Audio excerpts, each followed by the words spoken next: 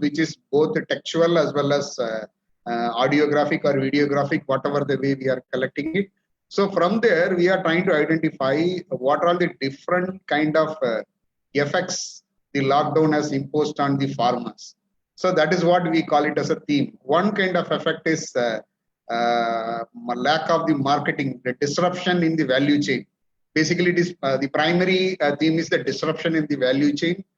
This disruption in the value chain is primarily due to lack of transport and the lack of buyers to take the products, and then lack of piling up of stagnation of the product at the farmers level, and lack of consumer preference. Especially this is true for a case of novel food products, because people were buying only for essentials during the lockdown period, and again the processed foods have taken a big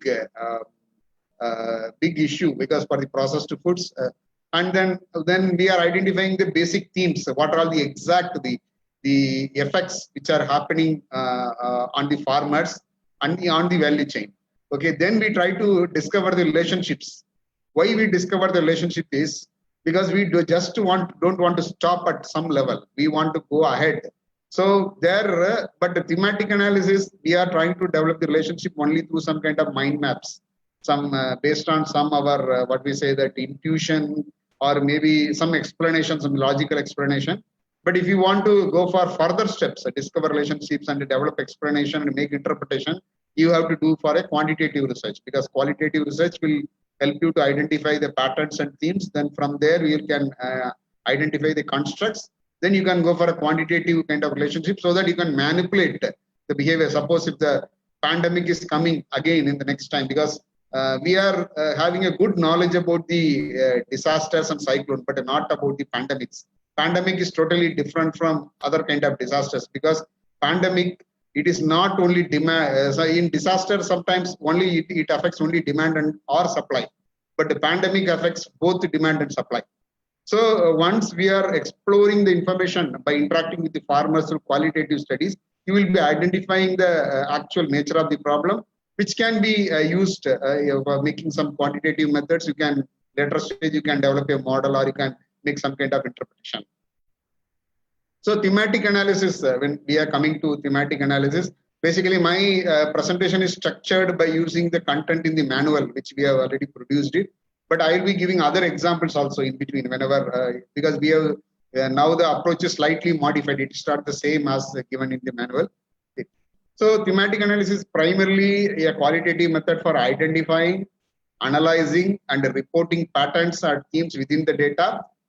This is the basic purpose of the thematic analysis. We are trying to identify, we are trying to discover the latent variables, and then we are trying to analyze the relationship between the different kind of themes or different kind of latent variables, and we are trying to report based on our logical interpretation of the data using the evidences which are coming out of the qualitative studies. That is what we sometimes we call it as a triangulation, and then maybe when we go in depth into the qualitative studies, then we will be identifying, we are actually identifying what is a problem as well as the cause of the problem, as well as the possible effect or maybe the real effect of the problem. All these things will be coming in your thematic analysis. So what is the beauty of thematic analysis is it minimally organizes and describes the data in detail. Okay, when you go for a quantitative kind of methodology, you have to do a lot of organization. You have to collect the data, and then you have to tabulate it, and then you have to go for data checking, and then data preparation, then testing the assumptions. Then so many things are there. You have to do so many things. At the end only you will be getting. But here also I'm not saying you don't have a lot of things, but the organization, the rules of the game is much lesser than the quantitative data. But the description, because we are identifying the actual problem, and we are also getting qualitative information about the what causes the problem as well as what will be the effect of the problem. So all this information, you are getting a kind of justification for a particular problem, which is also there in the thematic analysis. So there is a difference between content analysis and thematic analysis. Thematic analysis is basically a qualitative method, more of a qualitative than a quantitative method, because in content analysis we try to select some of the, for example, I'm giving you take a journal there and you take a period from this year to this year, and you are to select some aspect, like you want to see the broad themes covered in a particular journal is one area. Maybe you want to see that the themes related to the papers related to the adoption. So between this period for 1980 to 1990 or something, there you are taking the papers and then you are identifying how many kind of different topics are there. Then you are identifying what are all the words which are repeated and again kind of thing. And then you are classifying the author's characteristics and you are trying to put these, plot the papers into a geographical perspective in which state has got a more number of publications, and the authors who are trying to classify them into extension people who are professional extension service, and then people who are from academic institution. You are trying to develop some kind of categories based on information which is available there, because the paper, if you go for a content analysis, you cannot manipulate anything because something is already published.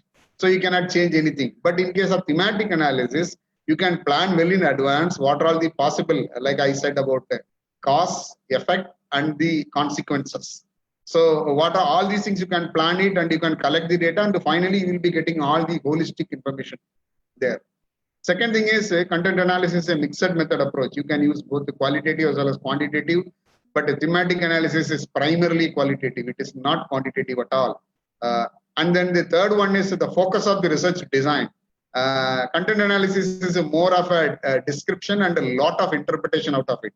So you are getting a lot of information about the author, you are getting a lot of information about the geographical distribution of the adoption studies in India, then who are the, even from the results, you will be actually here in content analysis, all the description you are making based on the quantitative frequency data, but the interpretation when you are getting the findings, there you are using qualitative method.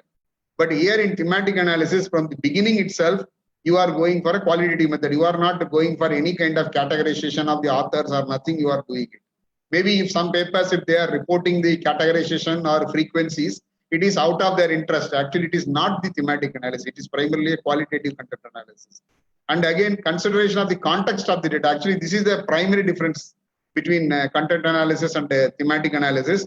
In content analysis, for example, you take a blog paper, there you are identifying repetition of the terms. You are saying like a majority of the paper, like 75% of the papers had this particular term. Okay, that means that prevalence or maybe to which extent the particular word is happening in a particular in a kind of text. That is called the content analysis. You are doing it, but you are not seeing the context. That means that suppose in a blog narrative, if somebody said that I am a good man, okay, but I am a good man maybe coming in a context, because that means that if somebody that means you do not know who asked the question, why he is making the statement. Okay, if you say that I am a good man, you simply say that in 4 or 5 places the good word is repeated. That means the person is a good man in content analysis, but it will not happen. In thematic analysis, you will see that who asked that question. Why this person has said I am a good man. So what was the effect of this his statement? Everything you have to look into it. When you see the papers which are published in thematic analysis, you will be finding the extracts, data extracts, whatever the exact terms they told they have given, and how many times the similar kind of context was repeated in thematic analysis. That is a difference between content. This is another very important difference between content analysis and thematic analysis. And in content analysis, you are focusing only one aspect. Either in quantitative content analysis, you go for the manifest, whatever the view, we are making categories based on author, based on geographical system, based on the land type, based on production system, you can make some classification.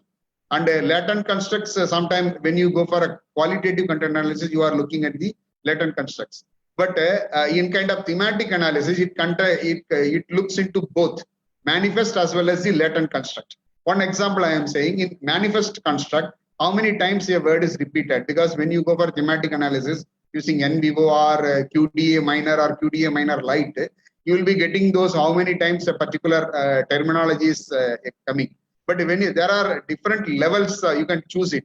One is simple repetition, and again, it will be classifying repetition in terms of the context. I will be showing in NVivo.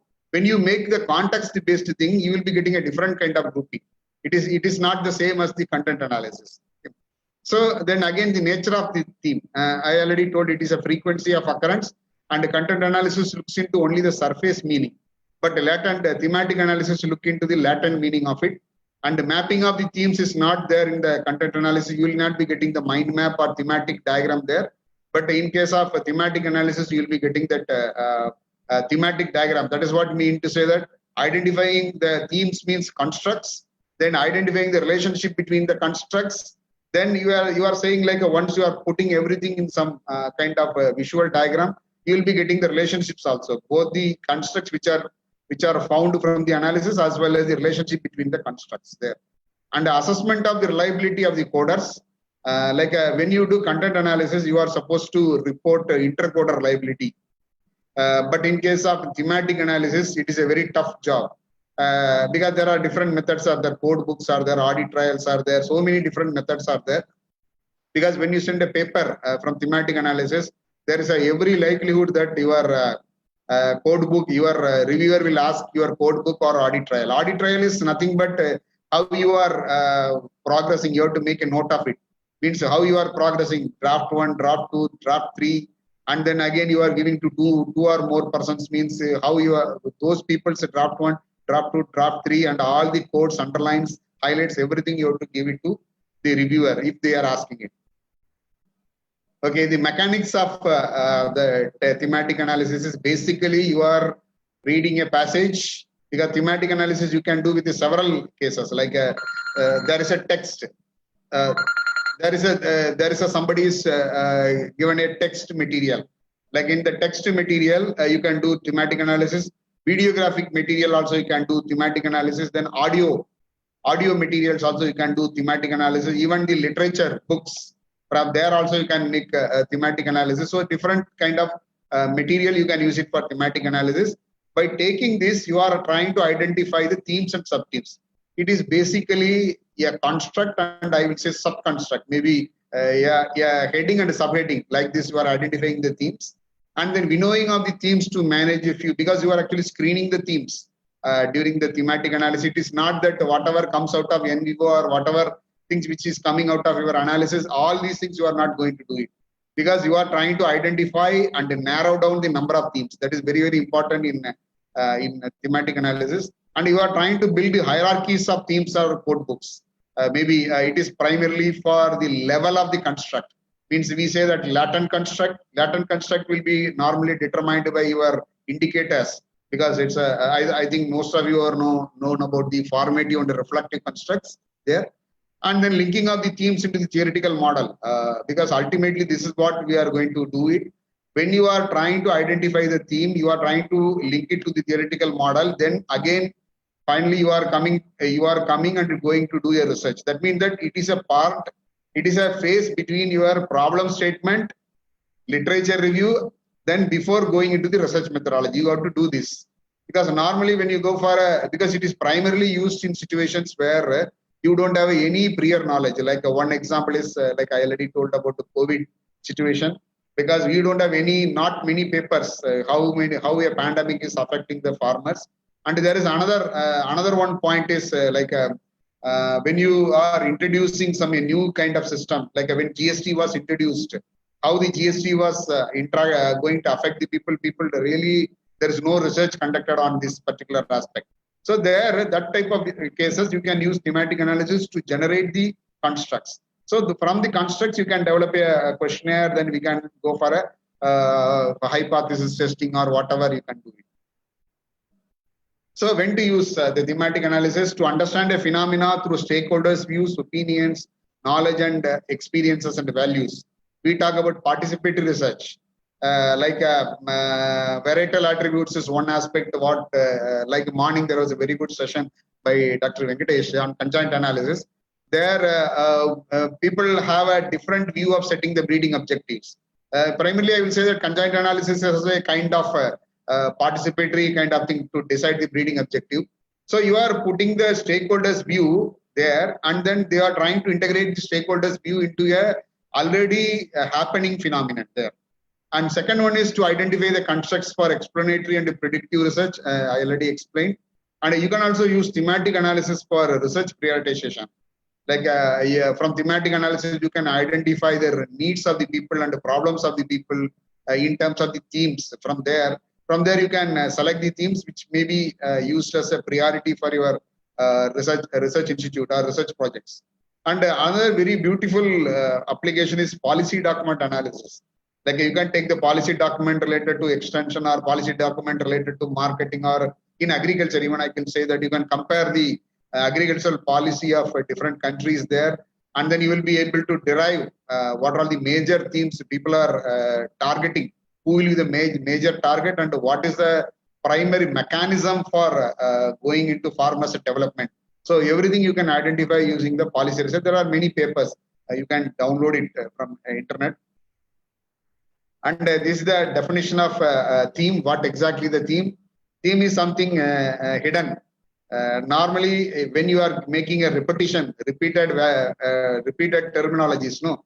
From the repeated terminologies, when you go into the contextual part, then you will be identifying them. I will be showing in the NVivo how to get a theme, how the theme is coming. But I will suggest you, before going into the software, please try to do manually. Because once you are doing manually, then you will understand the mechanics very easily. And then because software will have a different, unless and until you are defining the codes well in advance. Because there is a technique in thematic analysis, you can define the codes in the software itself, and then based on that you can classify the terminologies which are there, the terms which are there. Unless and until you are using a code book, you develop a code book for yourself, then based on that you try to identify the codes, you try to identify the themes, you try to identify the relationship between the themes, then finally you can give it to software. Because software, what mechanism going on behind NVivo or QDA Miner, we really do not know there.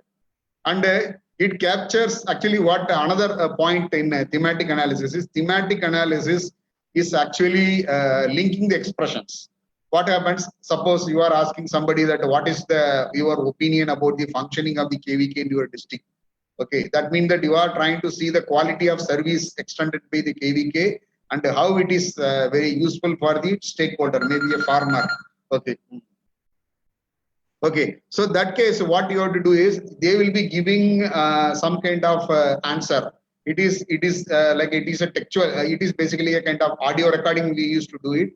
Then audio recording, you can translate the audio recording into the local language. Then you have to translate into English language. Okay, so that will be a description.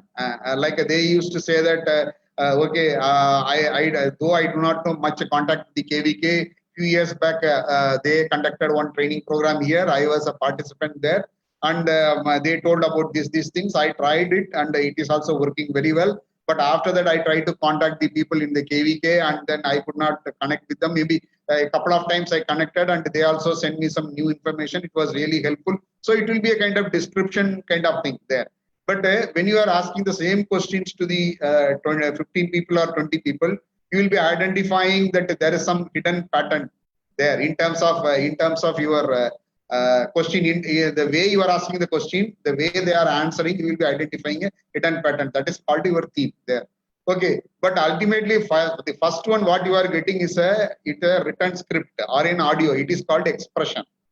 It is called expression. Okay, this expression, the way the people are telling, because it is directly related to the language. Okay, so the difficult part of thematic analysis is the way you are asking the question and the way they are answering the question, and there is a lot of barriers, like a language barrier is there. And suppose you ask some question in English, okay, so that you will be translating into Hindi or in Tamil or Malayalam or whatever the case. But if you are going and somebody, your SRF or somebody is asking the question to them, and if they don't understand the question properly, and you are recording it, once you are not checking, because every day you have to check in the evening that whatever the information you are getting it, if you are not checking properly, if you are going at the end, means that the question is clearly misinterpreted. Because of that, may be due to you are not good in language or the way it is understood properly. That is going to create a problem in identifying the themes. So that one we have to be very, very careful when you are collecting the data. And again, second issue will come when you are translating it. Okay, when it is in audio form, okay, then somebody has to listen it and write it into local language. Then again it is translated into English, because there is every possibility that there will be some biases, errors, or there will be some mistakes. Some data may be missing, some maybe audio problem is there. So if you are able to get a proper collection of data as well as a proper translation, and then you are getting a good material, means you will be getting a very good teams. Otherwise there will be a lot of issues in getting the teams. There are two ways a theme can come from. One approach is data driven approach, means inductive or bottom up approach. You are asking the question, and then you are not trying to fit into any pre-coding. You are not going to use the code book at this level. In inductive analysis, you are not going to use the code book. That means that, for example, I am giving one example. In my study, in my PhD study, I was trying to identify the factors which influence the computer use behavior. Okay, so that time we really do not know what are the factors which are influencing the computer use behavior of the persons, especially the extension people. So I went for looking at the theories. From theory of plant behavior, I understood some of the constructs there. Then from there, I developed some kind of indicators, basically the statements from there. So that means that is actually, I am not trying to do inductive approach. I am trying to do the deductive approach here. Okay. So that means that I already preset everything. This is the theory which is guiding me in the thematic analysis. And then I am going to actually try to see that whether this theory is really happening or not. Okay. So that means that some theory is developed in abroad. I want to use it here. Then before using it directly without doing any pre-testing, I am actually doing thematic analysis to check whether the theory is the constructs which the foreign country they used it, whether it is working or not. I am trying to do in India before going into the real data collection. That is a deductive approach. In inductive approach, I go as a blank. I don't really have any idea what that example which I gave about COVID is a bottom-up approach. Only thing is, what I have is only questions. I will ask the question, people will give the answer. From the answer, I have to identify what all the effects are happening there. So there are two different kind of approaches we can do in thematic analysis. And this is already discussed, that the semantic or explicit approach means based on the number of words. And then when you are linking the words into the context, it is called a latent or interpretative approach. Okay, so when you are given a chance, when you are given a assignment of doing a thematic analysis, you already made a research question. You already made there is a 13 steps process in doing the thematic analysis. But the very important component of the thematic analysis is the themes. Okay, we know the meaning of the themes. I told about surface meanings as well as the latent meanings. And I also told about the inductive way and the deductive way. In deductive way, you are selecting some theory, and then from there you are doing thematic analysis. You are trying to see the theory is working in India or not. In inductive way, you are going and getting some more information. But here, the key component is you are actually dealing with the theme. Okay, by taking the themes are identified by using some kind of mechanism. So that is, I told both the surface meaning as well as the hidden meaning. Okay, in surface meaning and hidden meaning, what are you trying to identify? Okay, so theme means a theme has something. Theme has a concept, theme has a pattern, and theme has a category, and the theme has a continuum. Okay, so now we will see what is a pattern and what is a theme. Okay, so pattern means it is a descriptive finding, means how systematically people are trying to explain the phenomenon. Okay, you are putting some questions related to COVID, effect of the COVID, this lockdown on the farmers. Okay, you are putting the questions in a logical way, like I am saying in a focus group discussion. Initially, you will make a introductory type of questions. Then you are trying to develop some kind of rapport with the people, trying to connect with the people in the initial stages. Then when people are opening up, then you are trying to put a probing question there. Okay, so that means that initially you are making the people comfortable, then you are asking them to describe the situation, what happened to you during the lockdown period. So they all start describing it, and you are actually recording it. Maybe after 2 or 3 questions, you are asking that you said that you could not market your produce. Why you did not do it? Okay, So that means that you are trying to identify the theme as well as you are trying to identify what caused the theme and what is the effect happened there. That is where you are going for a probing question there. Okay. In here, the pattern means the way people are giving the answer in certain kind of pattern. That is a pattern. And the theme is basically a kind of interpretation of the pattern. Okay. Here the common example what we say is in a content analysis, somebody has in a content analysis, they asked that suppose you are going to a peak and looking down. So what is your feeling? Okay. They are saying like, okay, when I felt like falling down, my head was reeling. So many things people told about this. Okay. So here they did the content analysis. The pattern means they said majority of the participants reported the feeling of fear when they are rappelled down the cliff. Means that 78%, 88%, 98%, whatever the repetition of the words. But the theme is not that. Theme is the fear. Okay. Theme is the fear. Because when they are looking at it, they are getting some kind of their description. They might have told so many things. I was head reeling, fear of falling down, and so many things they might have told. But ultimately, the theme behind that statement is the fear. Our duty is to identify the fear. Actually, that is the core area of the thematic analysis. So there are different steps in thematic analysis because I am presenting thematic analysis as a research problem, means a research study. Okay, the first one is you are trying to define the research problem and the research question, which many of you are already known. Second one is you decide on the sampling strategy and many qualitative methods, like they have a different kind of sampling strategy. It is basically depending upon the saturation point. I think some of the one of our papers we put a table where all the minimum number of samples required for qualitative studies we already published. Actually, frankly, I don't remember. You can refer it. Okay. Then again, you have to collect the data in a very systematic way based on some sampling framework, based on some sampling strategy.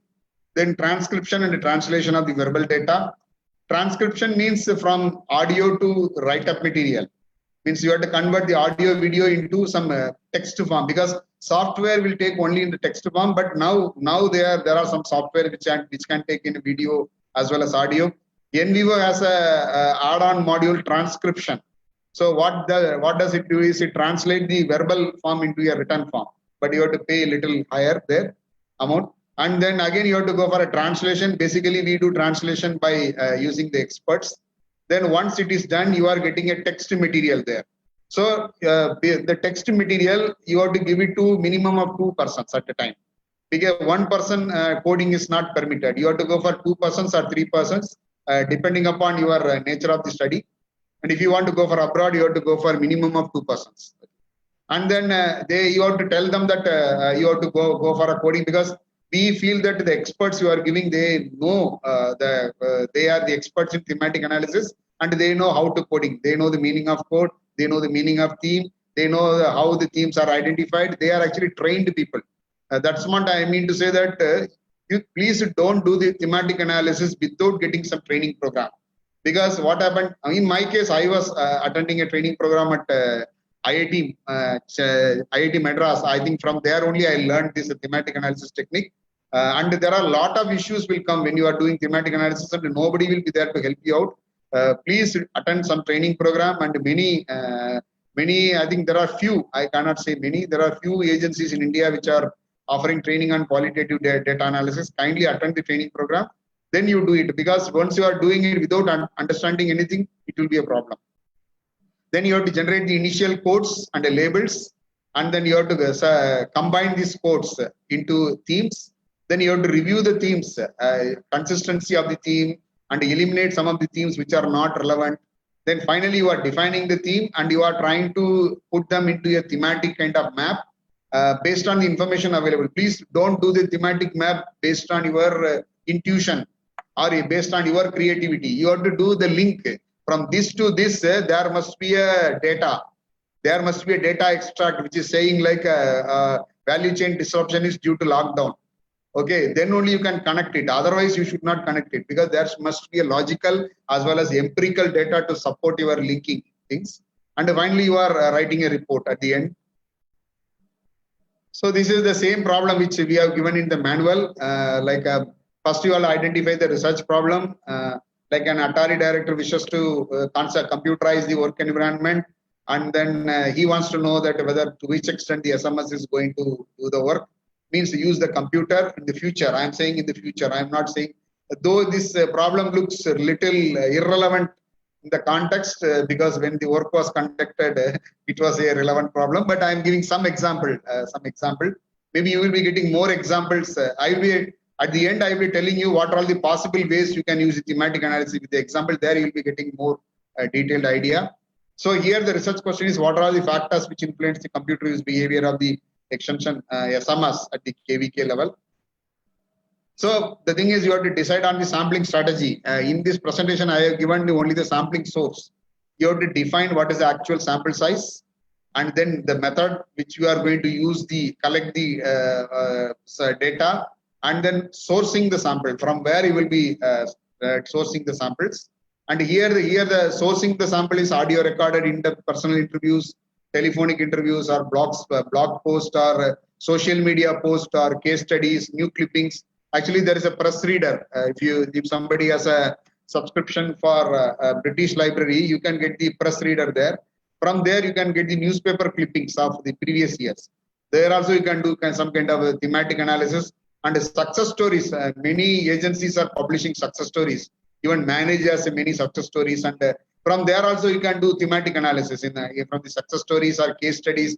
Even the blogs, recently ASI has published so many blogs on COVID. Somebody can do the thematic analysis study at this level. At the several ways you can do the thematic analysis there. And you have to collect the data in a very, very systematic way. In-depth interviews or telephonic interviews, you have to be trained in how to make a telephonic interview. It's not so easy. You have to make a schedule for telephonic interview, and then you have to record it properly. You have to get a permission of the person while recording the conversation. There are so many things are there. And audio video clippings. And also we have to already develop audio video clips, or maybe you can also develop based on your work. And then you can use blog or social media post, Facebook, Twitter, or whatever period. And then you can take the news clippings, like I said about press reader, and then case studies or success stories. From there, different sources based on your research problem, you can collect the data. Then once you are getting this, please remember, when you are making a text, suppose if you are collecting some news items there, please use only the descriptive component there. Don't put the, maybe you can put the title of the news item there, and each and every news item you save separately, not in a single document. You save separately, and you remove all the subheadings there. You remove all the author names, you remove all the time and everything. Only the text component should be there whenever you are going for a thematic analysis.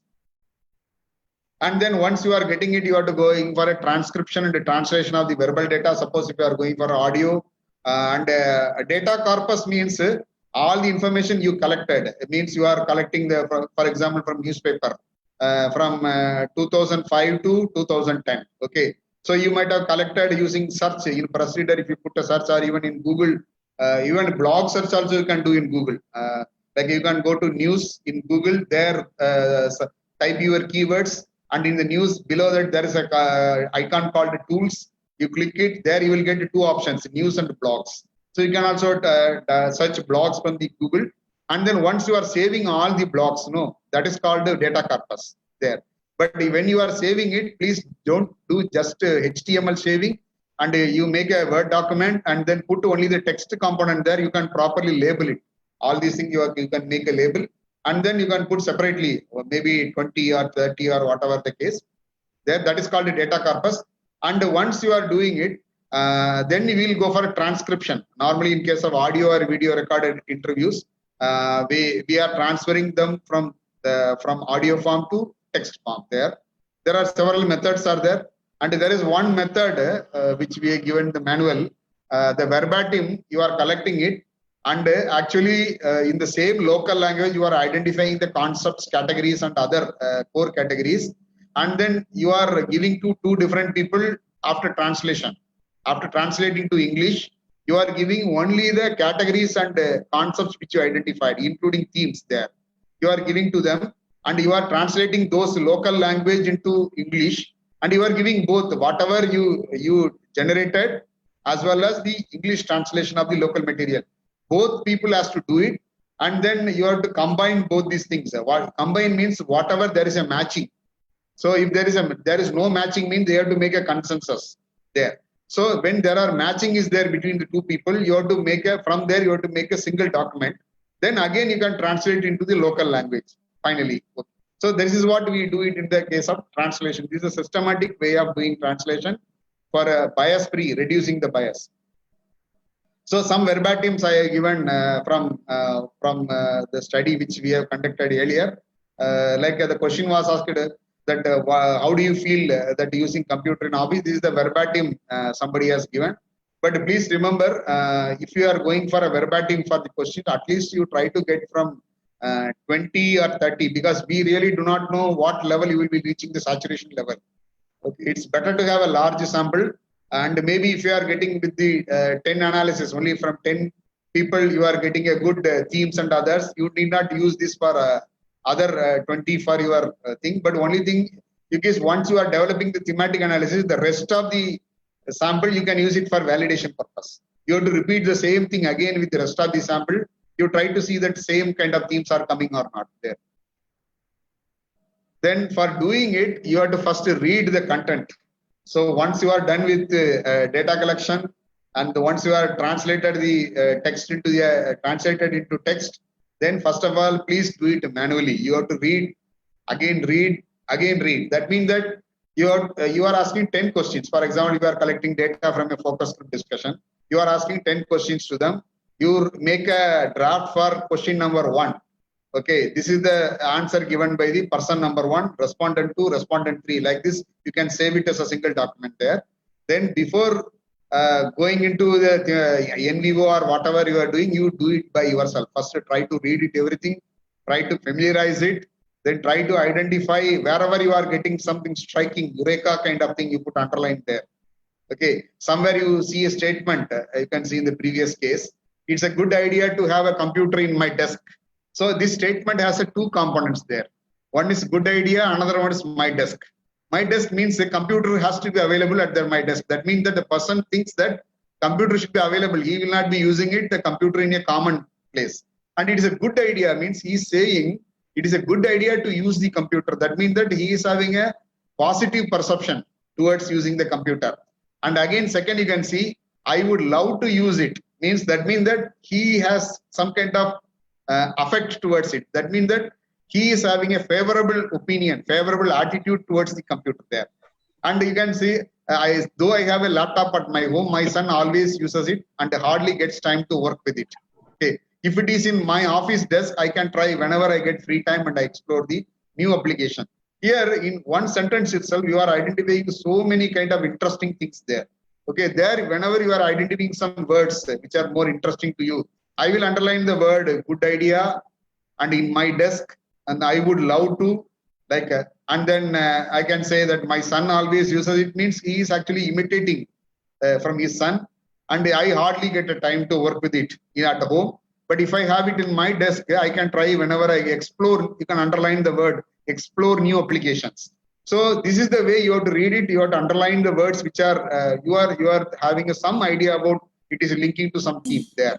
So later you put all these words together in some tabular form. Then you try to identify the code. These are all called as codes.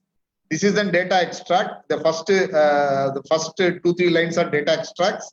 From there you are identifying the codes. They explore new applications. I would love to. These are all the different kind of codes.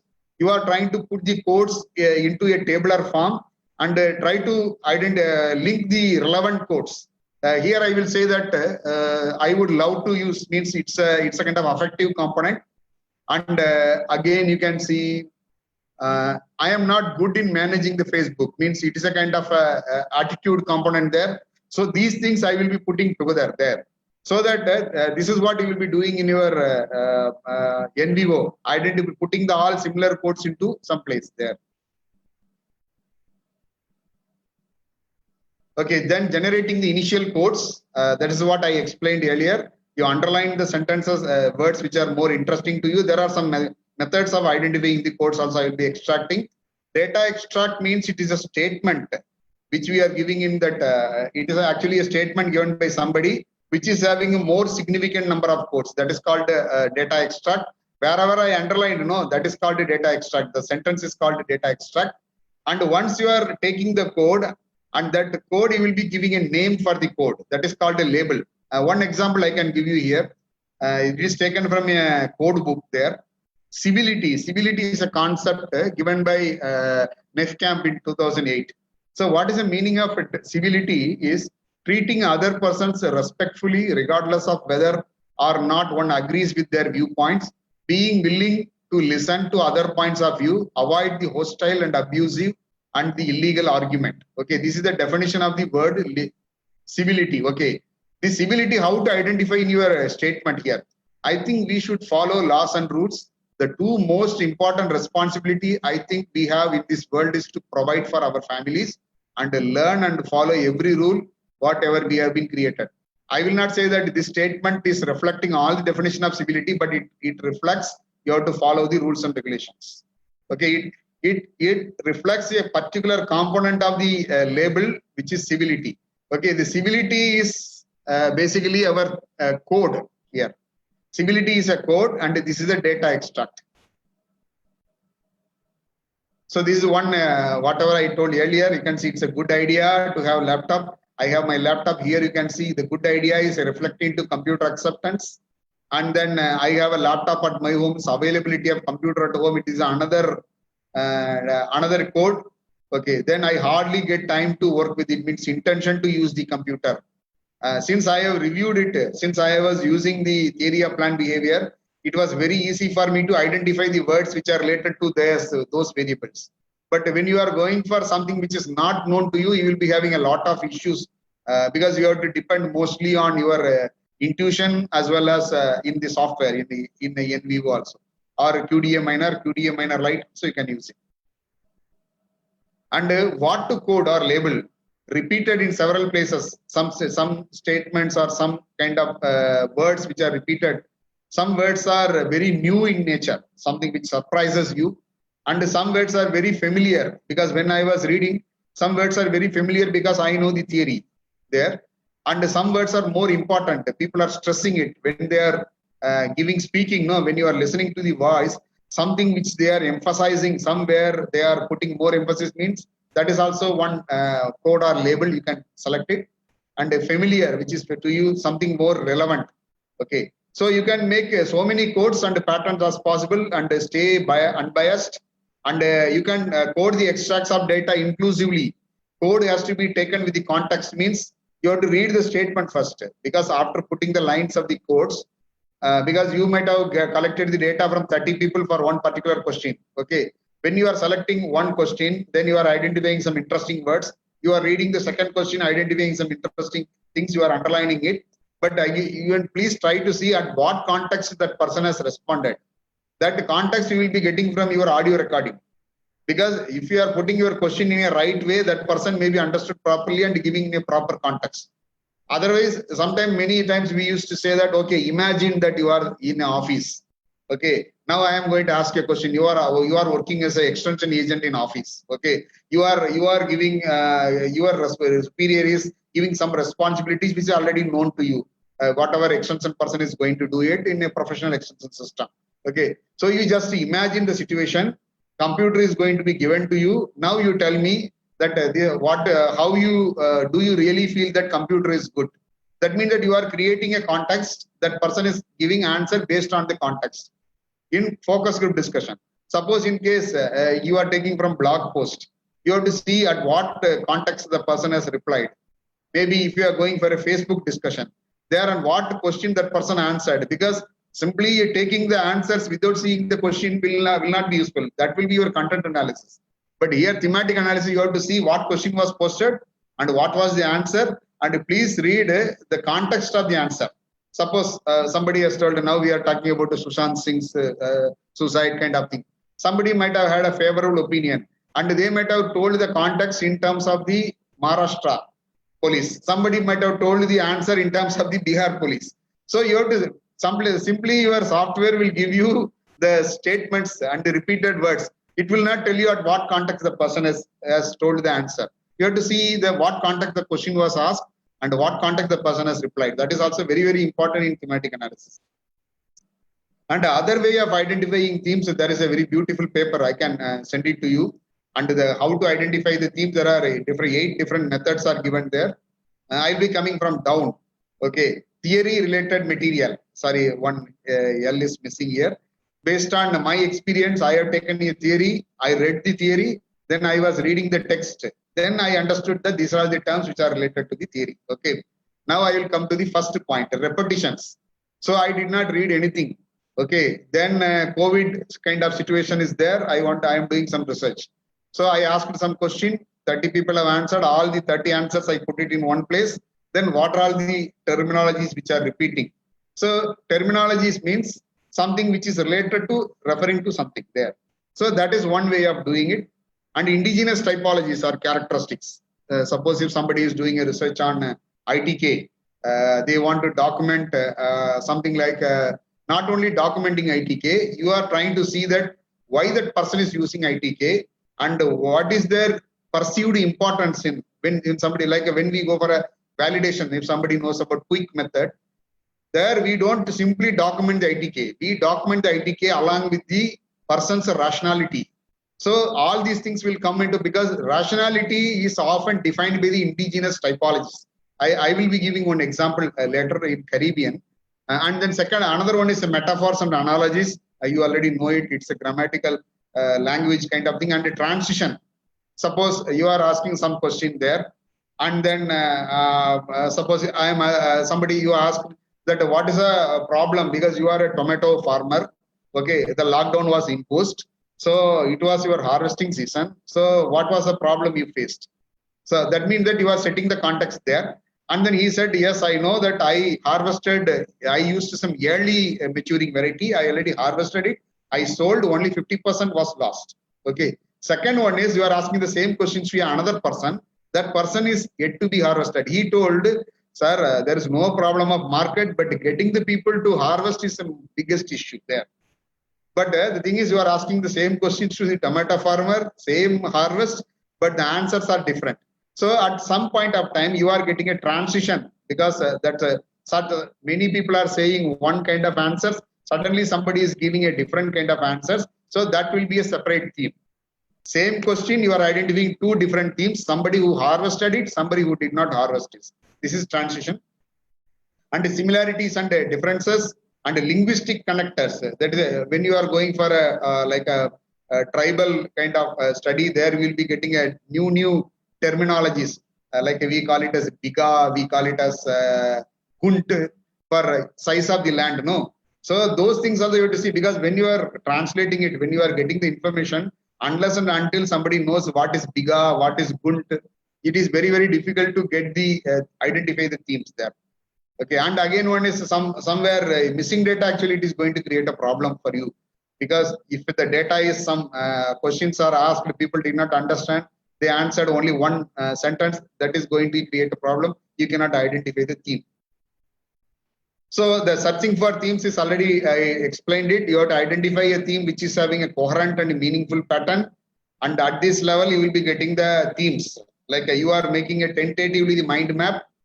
Because one example I gave about, you are asking a question, at the same time you are asking a probing question. You are asking, is there any problem in marketing your tomato? Okay, then that person told, I harvested 50% in early and 50% was not there, but I lost about 50% thing.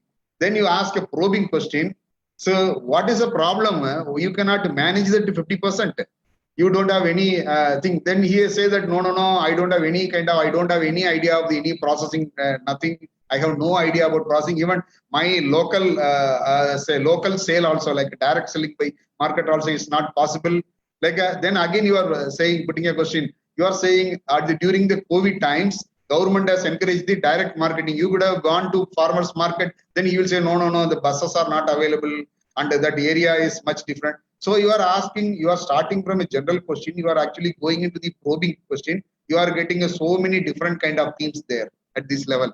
So then you are here, the difference is you are making the marketing problem The marketing problem is coming due to non-availability of the labor, and again non-availability of the transport. You are trying to link it, which has come first, which has come second, which is the cost and which is the effect, and what is the impact of it.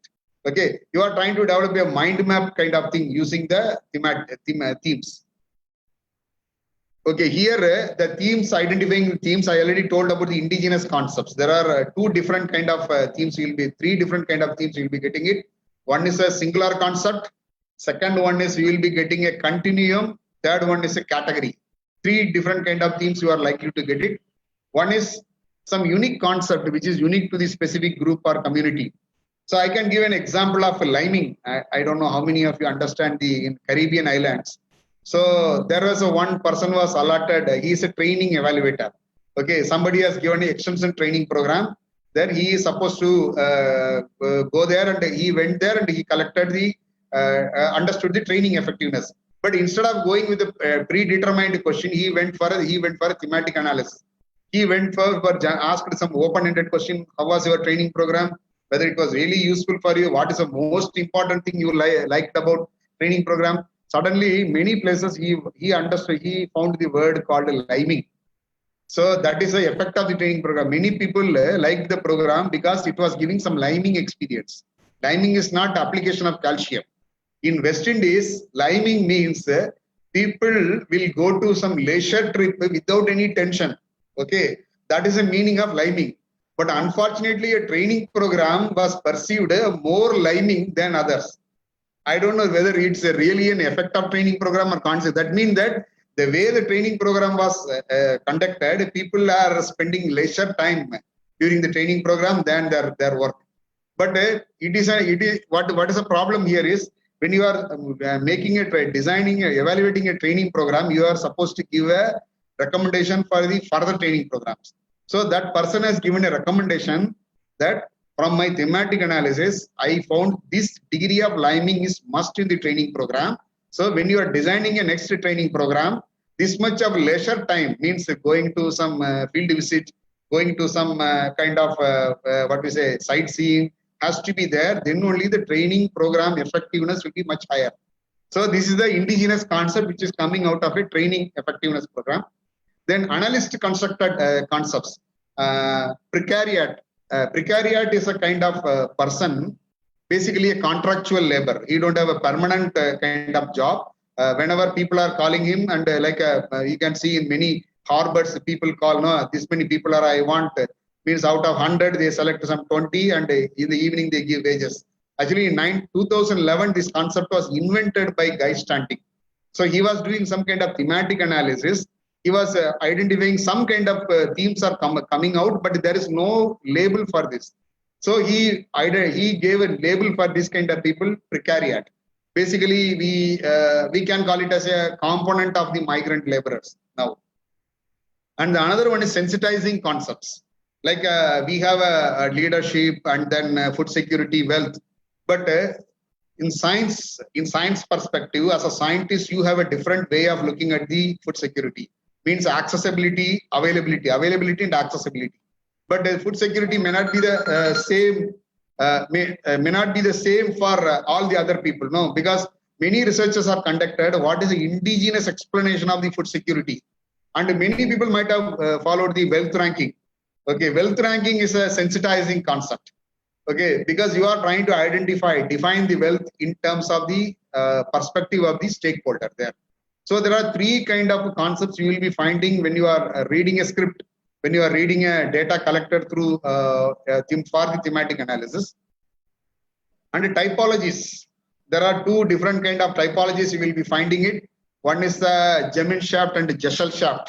It's indigenous typology documented by sociologists. And Van Weisses and Becker's sacred and secular continuum. These are some kind of typologies, indigenously developed typologies. You will be finding some of them when you are doing when you are collecting the data for thematic analysis. And analyst constructed typologies. We call it as adopter categories. Adopter categories are analyst constructed. Means Rogers has done some research work and he perceived that diffusion is going in this way. I don't know how many of you knows the diffusion of innovation is not based on the empirical research. It is in Rogers clearly told it is not based on the research conducted by me several times. It is a part of the research conducted by me, but it is more of my logical conclusion based on interacting with others, reading the other papers. And there he has identified some adopter categories. It is analyst constructed adopter categories. And there is another one thing, like people who visit a museum. Like this is also very interesting for extension people. Like when we have a museum in our institute, when we have an exhibit stall, there are different kind of people who visit there. Like the commuter, the nomad, the cafeteria type, and the VIP, very interested persons. So you can read this paper. Actually, this one, they did not define the category. By you doing thematic analysis, some kind of themes are coming out and they try to put a name for each and every theme. So based on that, they identify there are two, this is about the typologies. So once you are getting this idea, continuum typology, as well as including your concept, singular concepts, they will be forming a kind of theme. The identification of the themes, it may be a concept, it may be a typology, or it may be a category there. Okay, then you have to identify, put the themes into some kind of perspective, reduce the themes, and then make it into very understandable and simple form of theme. Because when you are saying something is a theme, you have to define it properly. Because normally, many people who used to put so many jargons, but unless in thematic analysis, you try to use some jargon, means unless and until you have a definition for it, and you have to link it properly with the evidence which you created through thematic analysis. Otherwise, you cannot simply put your own thinking or own logical thinking. No, it will not work in the thematic analysis. You have to put the themes which are having a solid evidence that this is related to this, based on some verbatim or based on some text which is collected through your thematic analysis. And you can review at the level of coded data as well as reviewing at the theme. You can review at both level. Initially, you will be developing the code. You are putting the code into a table and then you are identifying the themes there. And you are trying to see the theme, whether it is a singular concept, whether it is a continuum, whether it is a category there. So you are giving to the another person, number 2. Then next person will also read the same thing. He will check whether the codes generated by you are similar, because you have to make minimum 3 in case of thematic analysis. And then the code generated by you are really relevant or useful or something which is more precise and concise and concrete. Then you are saying, putting the codes into themes, whether themes are good, or it is not properly defined, again you have to do it. Then once the themes are identified, you are putting the relationship in the mind map. No, whether the relationships are really based on the data or intuitive or some creative relationship you used. You have to do it there. Okay, then finally, after refining the theme, you are putting the final definition of the theme there. You are giving the name, you are giving a label. The theme definition will be like this. So this is I am giving for coding, but the theme definition, here you have to write theme, definition of the theme, and wherever the extract is there. Data extracts from there, the theme is derived.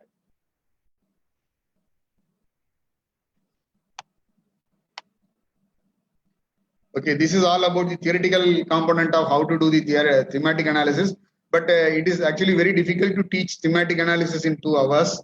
Even the example which I also try to use it in NVivo, it is also not clearly giving the defined definition of the themes.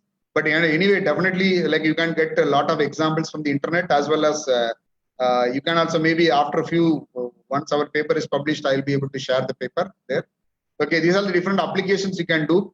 You can develop a research themes, identify the new constructs in the new research area, and identify the new constructs for hypothesis testing in the new areas of research. And you can do policy analysis, and you can also use it for extension strategy development. Actually, this is one very important application of thematic analysis. You can take a success story of different extension interventions. Similar, like in Farmers First nowadays, you are doing a lot of similar intervention. That means that same kind of intervention done in a different places, like a replica kind of thing. There, what exactly is happening, you can document it. Maybe you can make a comparison. You can make try to use thematic analysis there.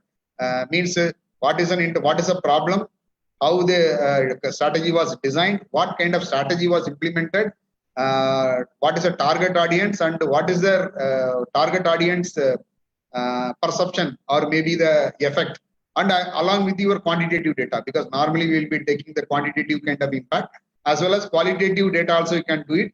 From there you can compare between maybe some 4 or 5 places the same intervention was done.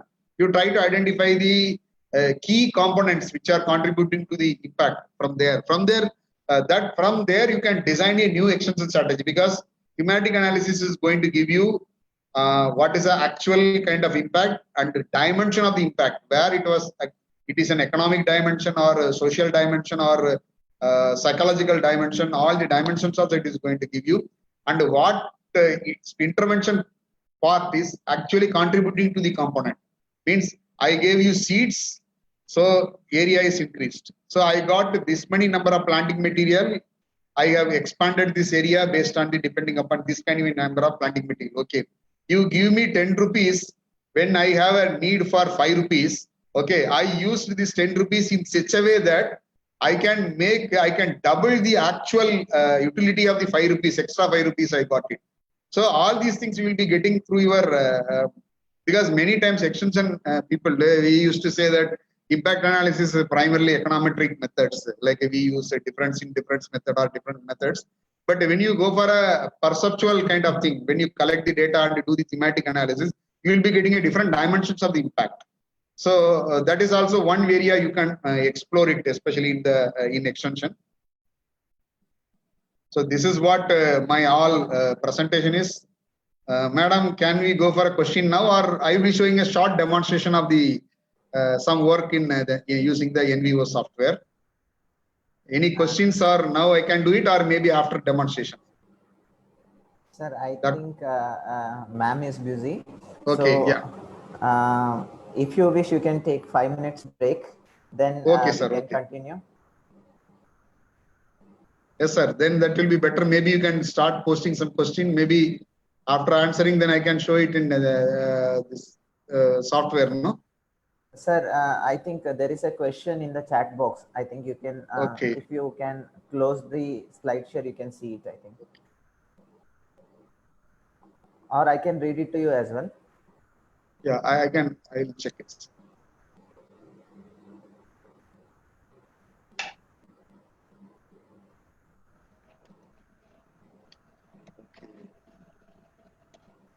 Is it possible to carry out thematic analysis for the data collected by questionnaire where no face-to-face interaction takes place and the respondent give only 1 or 2 words? No.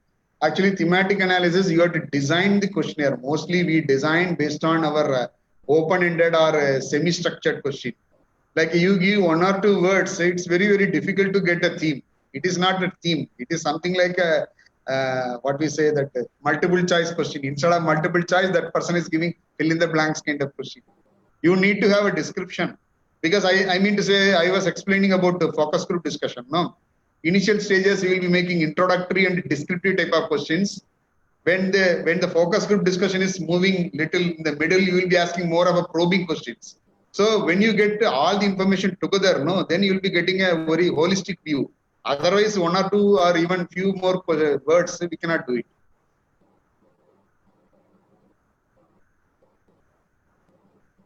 To assess the farmer's perception of the technology which is implemented by government through a scheme, which method I should use it, the content analysis or thematic analysis. You can go for thematic analysis will be the better option, because it gives you a lot of options. Even after thematic analysis, you will be getting a constructs, different kind of constructs, which you can follow up with some quantitative studies. That is one idea. But the content analysis, I don't think that it is not going to give you any construct. It is basically a pattern. See, content analysis is basically a pattern which is emerging out of some kind of situation there. It will not tell you that it is the pattern, whether the pattern is really converted into a theme or not, it's not very clear there. And again, basically content analysis is often used for a media kind of thing, no? Text and policy document. But in thematic analysis, you can design the thematic analysis and then you can ask the questions, then you can collect the data. So, thank you, sir. Can we integrate thematic analysis with the grounded theory? Yeah, yes, it is possible, but I am not knowing because I have not gone through that area. You can read from, there are so many sources are there. Could you name the few training agencies in this area? I'm not sure about the thematic analysis because I was attending a training program on scale development in IIT Madras. So there was a one full session on thematic analysis. Actually, we had a hands-on experience and manual, not using NVO software. We did it completely manual because that's what I mean to say. First, you try manually, then you use the software. Otherwise, no. Software has predetermined kind of assumptions. You really do not know whether it is taking the words taking the themes based on the way you think or like it's already fixed. So better you do it you are on your own, and maybe if I find some good program, I will share in our groups, or maybe I can share with the participants because we have so many extension groups now. There I can share it.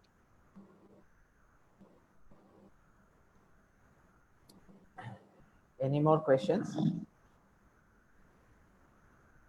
Maybe if somebody can wait for another 4 to 5 months, then we will conduct our training program with a complete worked out example. Okay. So that is not possible now, but it is possible after a few months. Yeah.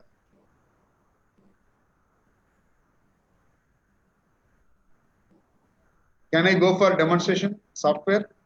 Yes, sir. Please go ahead. Okay.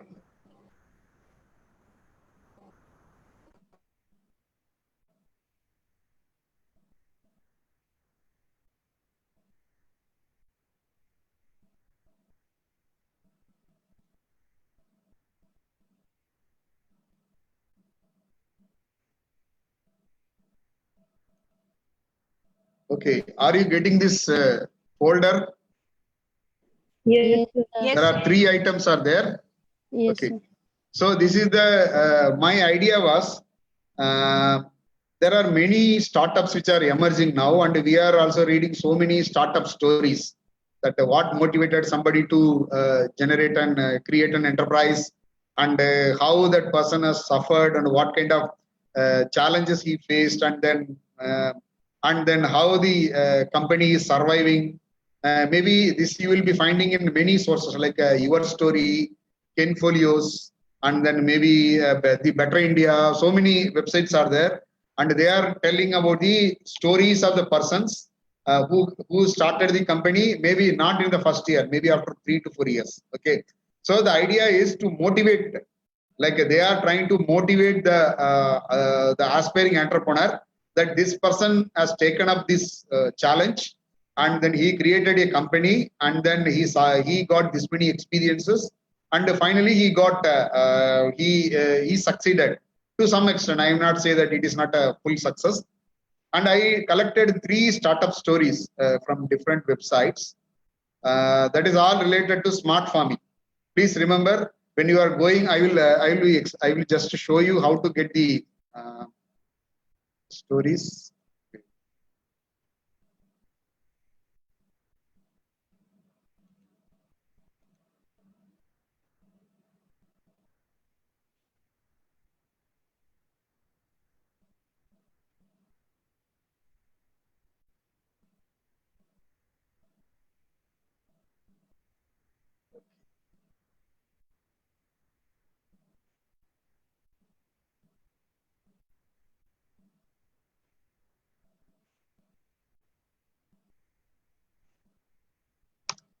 So are you getting this Google screen? Yes, sir. Yes, sir. Okay. So here you can type it, startup story. We will be focusing on agriculture. So here what you can do is go to news.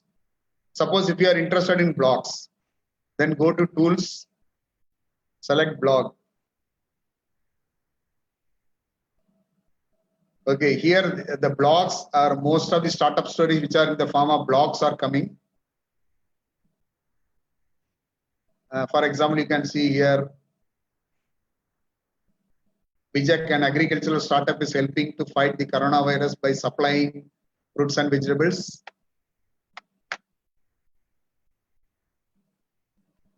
Here I did not use the word blog, I put all agriculture smart farm. So here I used the words, you can see startup, story, agriculture, smart farm. There are 4 key terminologies. So you have to write down whenever you are doing the thematic analysis, especially in this form, like you are trying to collect the stories, you have to write the terms which are used there. And how many numbers, you can see 50,200. Okay, otherwise you can use startup plus story plus, or and you can use it agriculture. Okay, you are getting 50,200. You will not be getting using how many. What is the search terms you are using it? What is the, how many number of results are coming? All these things you have to note down there. And I am not here. I am selecting only the story, which is the about the individual startup. There. Chain link to provide data for farm insurance startup. It is not related to our work. A land without farmers, no AI should improve common people. These are all some. Somebody has told it is not a startup story. Digital farming assistant Bharat Agri is providing farmers insightful data. Okay, this is the company. So this is the story. This is a startup story. You have to make sure that because here the problem will come. No, here we are interested to know about why somebody has succeeded. What are their struggles? What are the challenges they faced, and what is a path to success? So that is what we wanted. But here in newspaper, you will not be getting a news item. You will not be getting the full story. If somebody wants to do a thematic analysis, what determined the success of the smart farming startups in agriculture? Like then you have to develop a questionnaire, open-ended question. You have to select the startup. You have to make a telephonic interview with them. Mostly you please try to make a person-to-person interview or telephonic interview or through Zoom. You can do it. Then you will be asking the same questions to all the people. So you will be getting a very good answer.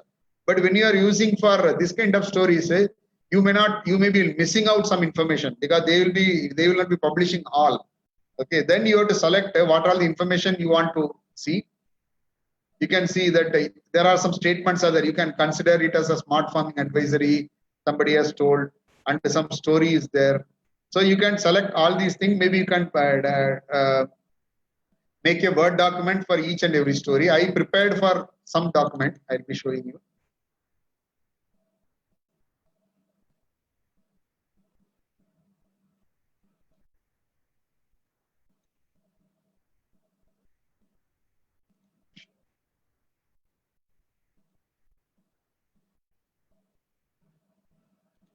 So are you getting this Word document? Yes, sir. Yes, sir. Yeah, the same story, the way I collected, you can see there is no heading, subheading. Only the text component is written there. But the title which I have given here, it is the same story. How a farmer son built an agricultural startup. And I will be making a table where I will be giving a reference. This is the 1, 2, 3, 4, and how many number of keywords I put it there. What is the number of search results are coming. And again, how many I selected there. This you can do it. And then once I have 3 numbers. Okay.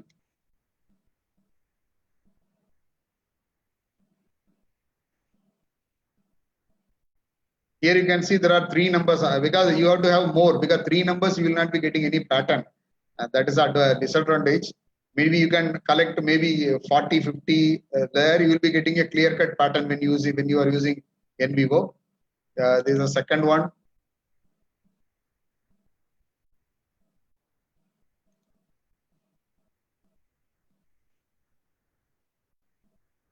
You can see the second one.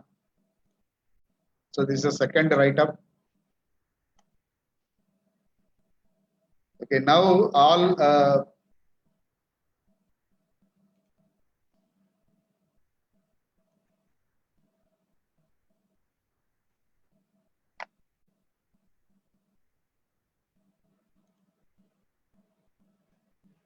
okay, now we will see that what happens in NVivo.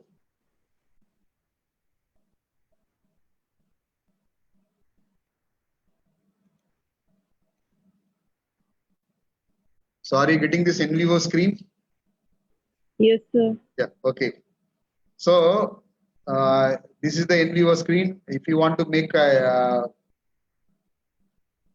project properties for new, You can create a new project here. Then I am typing startup story.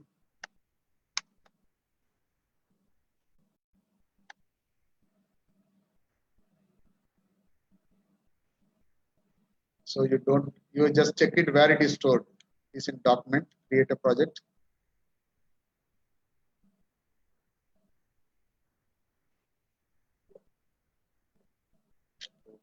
It is having some problem.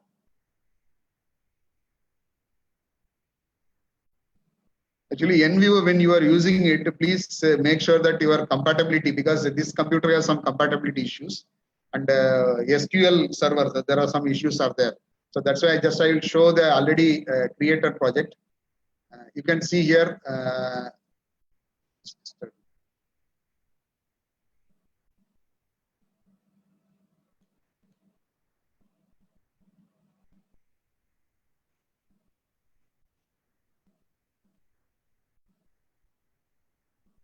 Okay, now you have to import the documents, files. You go to import files.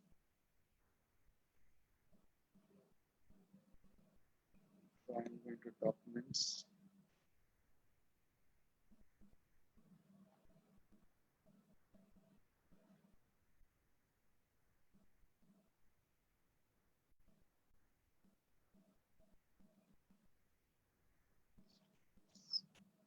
Okay, I am selecting all these three.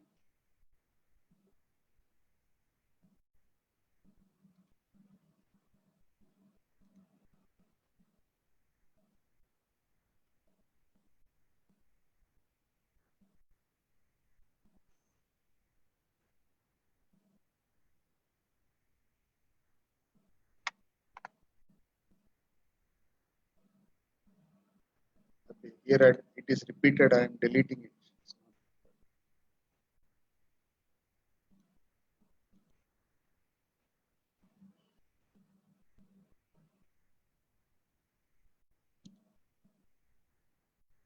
Okay, now these are the three files which we saved. It is all imported here. Now we have to see the repetition. How many words are repeated? Go to explore.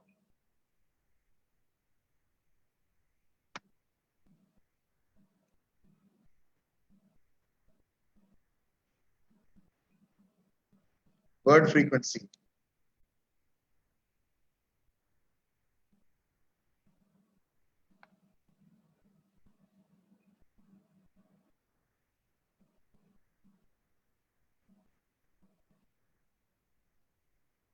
Okay, here you don't have to put 1,000. You can put only 100. And here minimum length of the word length, because if you have only minimum 3, you will be getting all adjectives and also everything will come. So better to put 5. Okay, and again here you can see there are different continuum are there. Exact matching with the stemmed words, with the synonyms, with the specializations, with the generalizations. Generalization means it will be actually a kind of theme. It is a kind of theme when you are going to, if you want to increase here, no? First you don't do it at the first. You have to try with the first exact matches, then run query.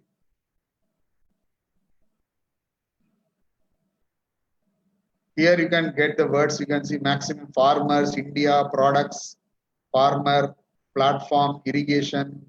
Some names are there. Actually, unfortunately, some names were put into it, but we have to remove the names also. Otherwise, they will be coming in the count there. Farming, rural. But here, I mean to say, since only we have 3 stories, there is every likelihood that you will not be getting a pattern here. You have to have a minimum 10 stories. That is one limitation of this data. Second limitation is somebody has collected the data. It is not me. And somebody has asked the question and all the questions were not published. Answers were not published. So that is the reason why you will be getting less number of counts here. Suppose if you get if you make your own questions, if you are collecting your own data, and then with a large number of sample, you will be getting a kind of pattern here. So now you have to create a code for this. So you can go here, new code. So new code, I am saying about the first word which I am getting is farmers. You can type farmers.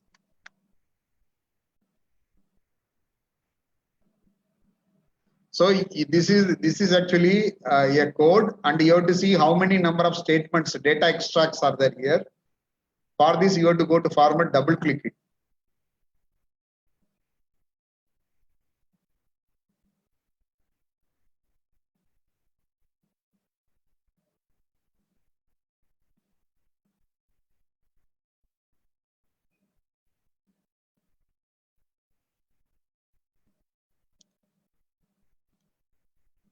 It's very slow because of net connectivity.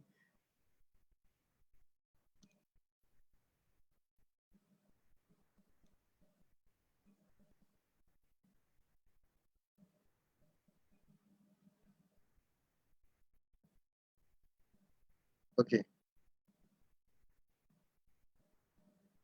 Here you can see the sentences. Reference 1, Agritech e-commerce platform. So you copy this and you can drag it here. So it is showing 1. So wherever you are finding it relevant, so you drag it here.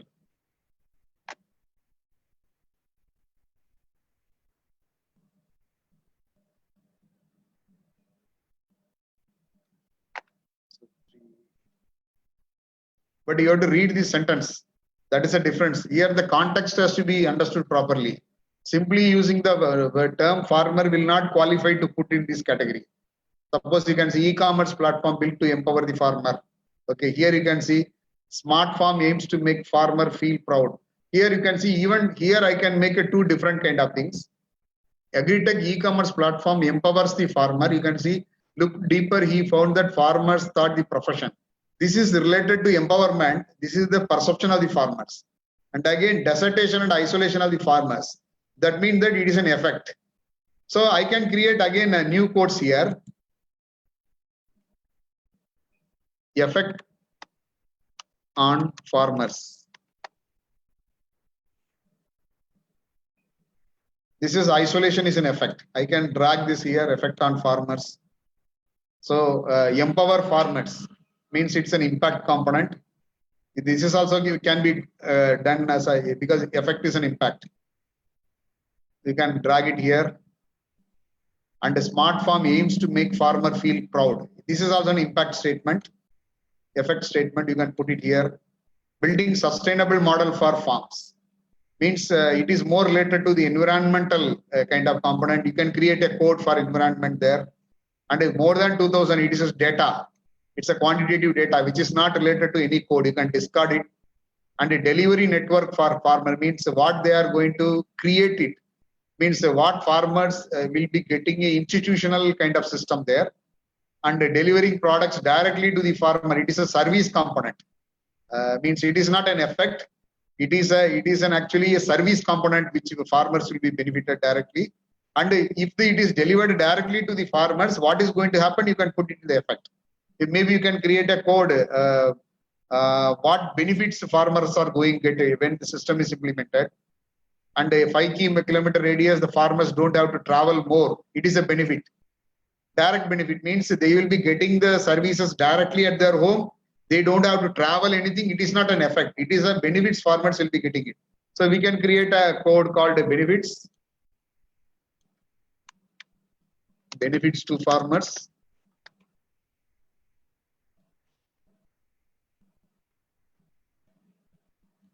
So I would be dragging it to benefits to the farmers.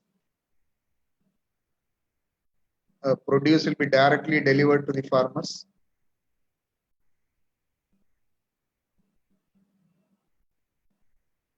So like that you can drag it. You can. This is called a data extract. What you are getting here is a data extract. This is a code, and you are trying to classify the code into different kind of themes there. But the beauty is you can do this on your own manually. Then you ask the do the same thing in the NVO. You try to see what is the difference. Okay, there are many ways you can do that. You are getting some kind of codes here. And if you see this direction, there is a word cloud. Most used number of words, it will be coming here. Query results, exclude project stuff.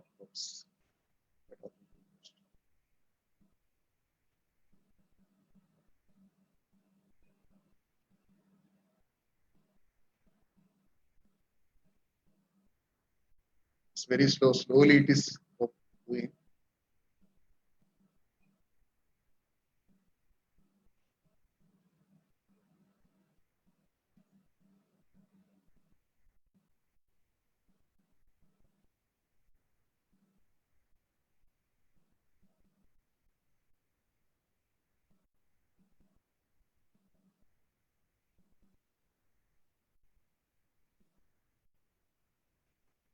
See, you are getting the frequently used words here because names, unfortunately, it came here.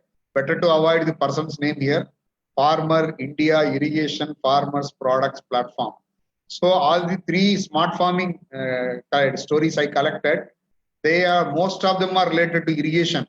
That means that smart farming startups are benefiting the irrigation component of the agriculture and products business, agri-tech first based challenges. Maybe if you have more 10 or 15, you will be getting a very beautiful word cloud there. And there is a tree map, but here it is not coming properly. But you will be getting some tree map and a cluster. Dendrogram also will come here. So you are getting a different kind of output. If somebody knows the cluster analysis, they can beautifully interpret this dendrogram in the software. But unfortunately, tree map is not coming properly here. Otherwise, if more number of words are there, means you'll be getting more number of tree maps. Okay, this is where you will be using, and now we will see it is slightly different. We'll be going to a different level, conceptual level, latent concept. This is the exact matches means visible surface meaning, but this is a latent meaning. Now let us see what happens in the run query when you are going for a latent meaning.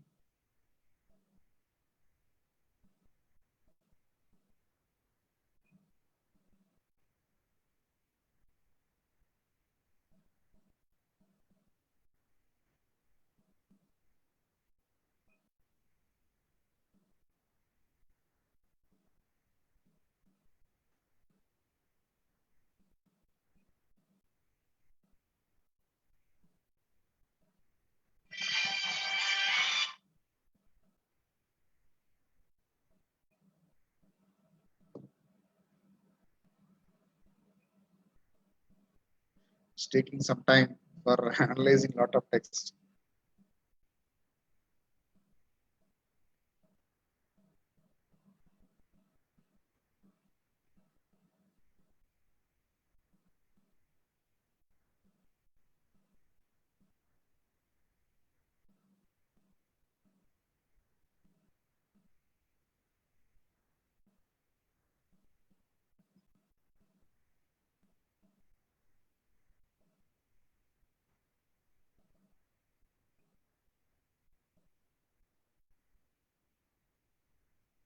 See here you can see this is actually a theme.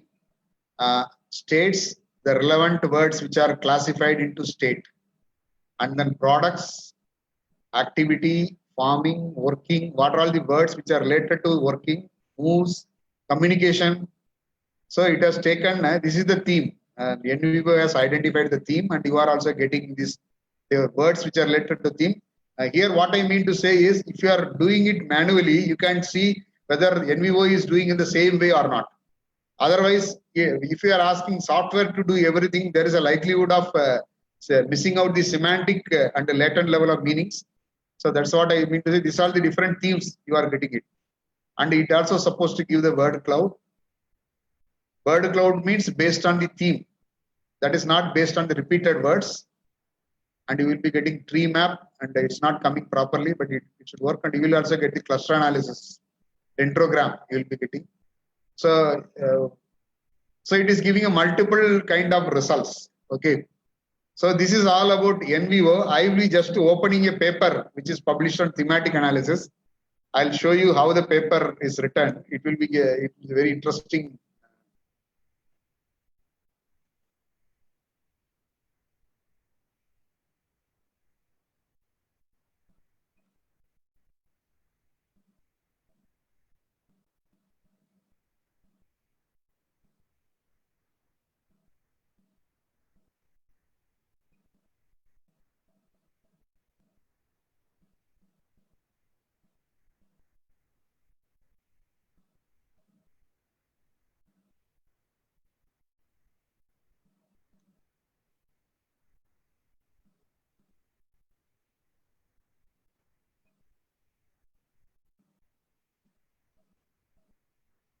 So thematic analysis, 1 minute, I think it's not shared.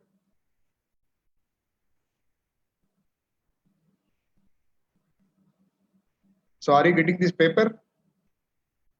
Yes, sir. Yes, sir. Okay. Yes. So this is the thematic analysis of blog narratives written by the people who are having the disease, and they have taken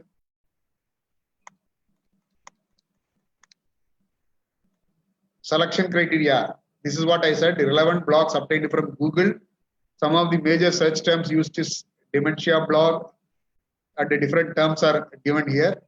Then the purpose of the study they have written, objective, and the period. First, only they have selected 5 most important posts. Under the screening criteria, how they have selected exclusion, inclusion, and exclusion criteria,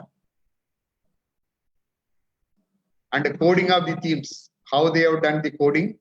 Only 5 posts they selected. 2 authors independently proceeded with the line by line open coding of the notable items with the 5 partner blocks and the 5 blocks written by the individual with the disease. Actually, somebody has got some disease and they are writing blogs to express. But the blogs which we are seeing in our perspective, like ESA blogs, they are not the individual opinions. They are the compilation of something done. So if you want to do the blog analysis, you have to select the blogs written by the people like World Press, or maybe there are different kind of blogs. Some blogs are technical blogs. Some blogs are related to the opinions of the people, personal opinion or political opinion.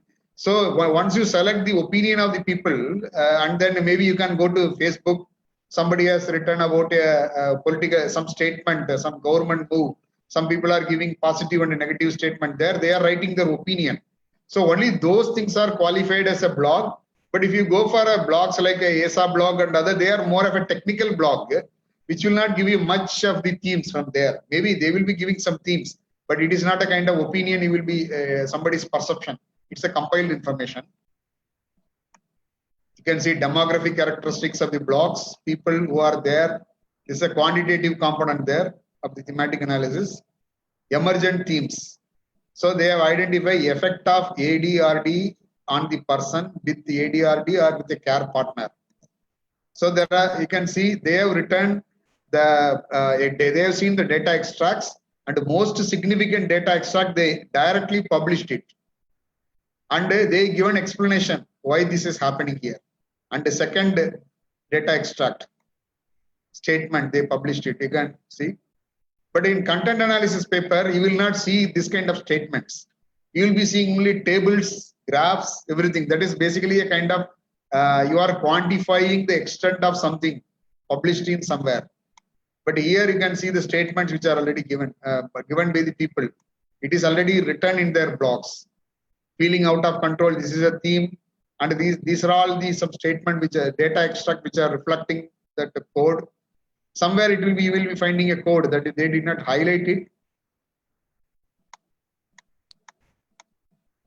So this is the way you have to write a paper, and they have taken a discussion based on the codes and the themes which are given earlier. Here you can see the discussion. You are whatever you are deriving it, you have to compare it with like our we are doing all other research papers. No, you are comparing with the previous research. You are justifying your findings.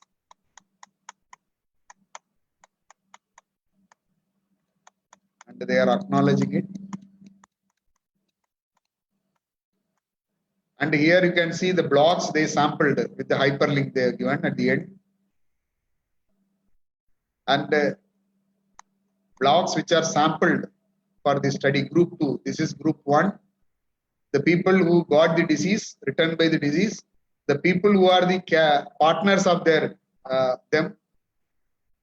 That means that the healthcare professionals are the hired nurses there.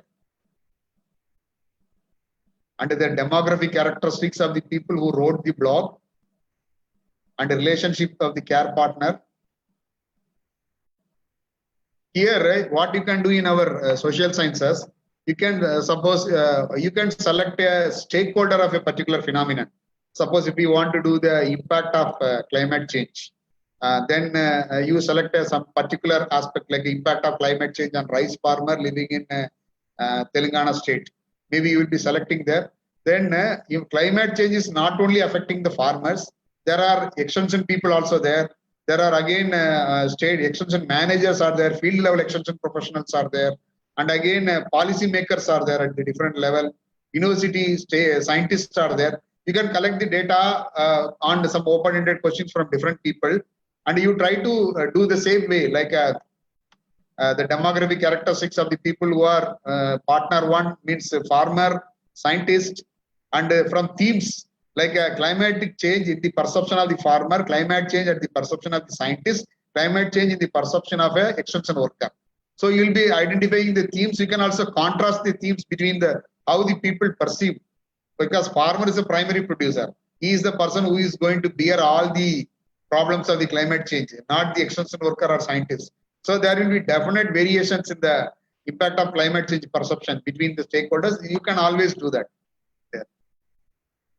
So they have identified the themes as well as subcategories. So this is one good paper, that one of the very good paper, and I can share you some of the papers which are published on thematic analysis. There is one thesis work. I don't know where. I'll just show only the annexure component. Yes. So this is one of the thesis work.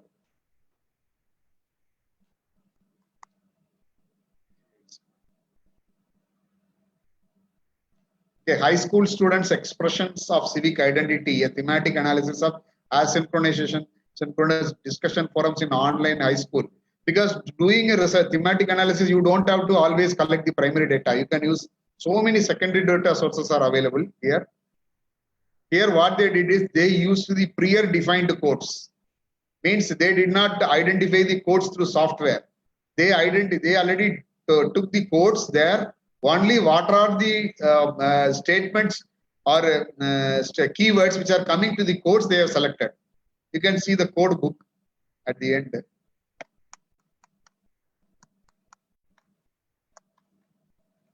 So this is the code book, they used it. You can see this is the label, this is the definition. Is it clear, that document? Is it visible? Yes, sir. Yes. Sir. Okay. So and then example. Example is a data extract. So you have to match this data extract with this definition. That means that it is basically a kind of you are going a theoretical framework.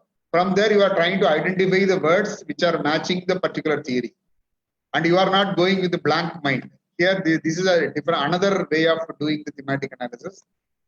But the difficult part is you have to develop a code book first here. Based on the existing theory, you have to develop a code book. You have to train the people who are going to do your thematic analysis. This is the definition. Suppose if the data extract is like this, it will be classified under this category, under this label. Everything you have to do at the beginning.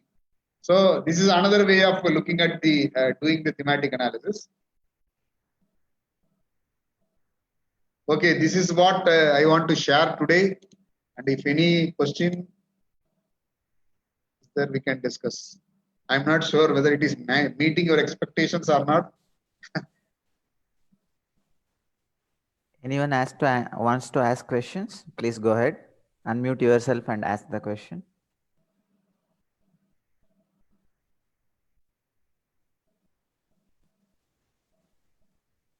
I think for many people it may not be clear, but when you are reading it, I can share the presentation along with some papers.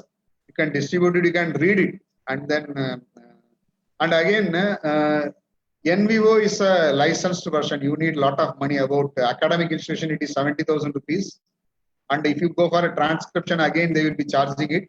And better for initial stages, please use QDA Minor Lite. It's a free version. QDA Minor Lite. So you can try with your text at the QDA Minor, and again I think NVO I think NAM has, Dr. Venkatesan has, and I don't know about other, maybe IRA may have also. And again it is not very expensive. You can purchase it for. I just demonstrated using the trial version. We are also going to buy it. It's a bit expensive for research institution. It will be about 1.3 lakhs. So, but academic institution it is cheaper for a single user license. But I will suggest you better to buy it because this is going to be the future. qualitative analysis and mixed method analysis is going to be the future. Please invest some money and time to learn these techniques. And I am also learner. I am not expert here. I am also learner because since I am doing some work, I also attended some training. I came here to, otherwise I could have straight away declined because this is a very confusing topic. Actually, preparing this presentation and even doing a lot of work, it took me almost 3 days time. So it's a good, very good learning process. You can try it at yourself. Hello, sir. I have a question, sir. Go ahead, Giridhar. Sir, what are the areas in which we can do this content or thematic analysis based on the secondary data, sir? Like, which I have seen is few studies I found in climate change or related to climate thing. I have found some papers.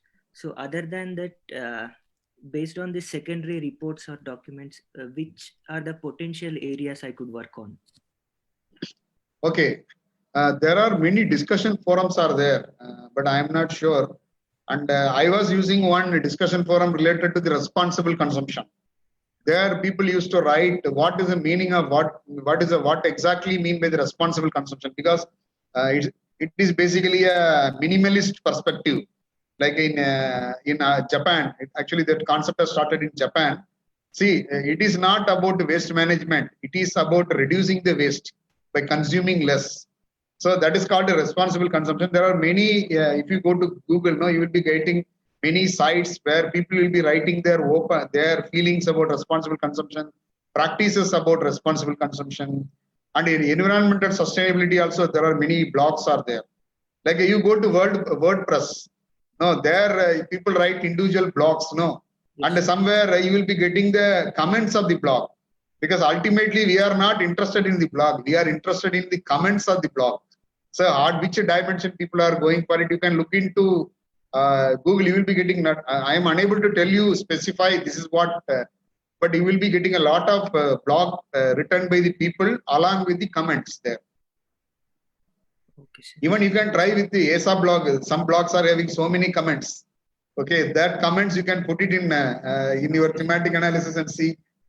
Okay, but you need more number, or 2-3 comments with the 2-3 lines will not work. You need at least some paragraphs, 2-3 paragraphs there. Okay, I think there is a question. How do we validate these themes as these qualitative and subjective perception? Yeah, that is what we use different methods. You are going to use minimum of 3 experts at the beginning for transcription and after during the translation phase. That is one area. Second thing is you take some 40 blocks and develop you may be getting the themes in the 20th block. Okay, then you don't use the rest of the 20 blocks. You can use the rest of the 20 blocks for validation purpose. Whether you are getting the same themes with whatever you are getting from 20, because when people are writing the answers, like if you are putting a question and they are writing the answers in a proper way, even in 10th or 15th blog, you will be getting a very good themes. So that means that you are getting data from 40 blocks, you have 25 blocks extra. Okay, the 25 blocks you can use to validate this model. Again, you have to redo it again. That is one way of validation. Okay, thank you, sir.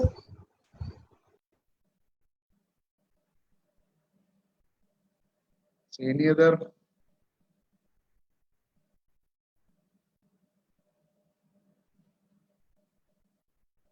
So anything in chat box? How do we? Okay.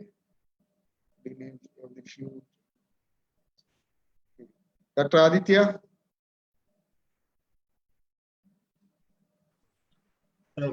Actually, Aditya's system okay, issue, so I think, have you answered all the questions, sir? Can we conclude the session? I think so. Yeah. If anything is missing, you can mail me. Yeah. Sure. So thank you very much, sir, for this very valuable session. I think this is one area where I think we agriculture scientists or students, we have not explored that too much. And I'm sure all students will agree with me that it is very highly useful. this is a good start to our journey in this like qualitative analysis, as sir told. Sir, like we are very happy that you could join us and explain these things to our participants. And on behalf of all the participants and Division of Agriculture Economics, I extend our heartfelt thanks to you. Thank you very much. Thank you all for giving this Thank you, sir. Thank you, sir. Thank you, sir. Thank you. Thank you, sir.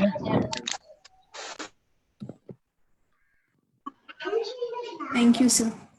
So students, like tomorrow, please join on time for the morning session. Okay.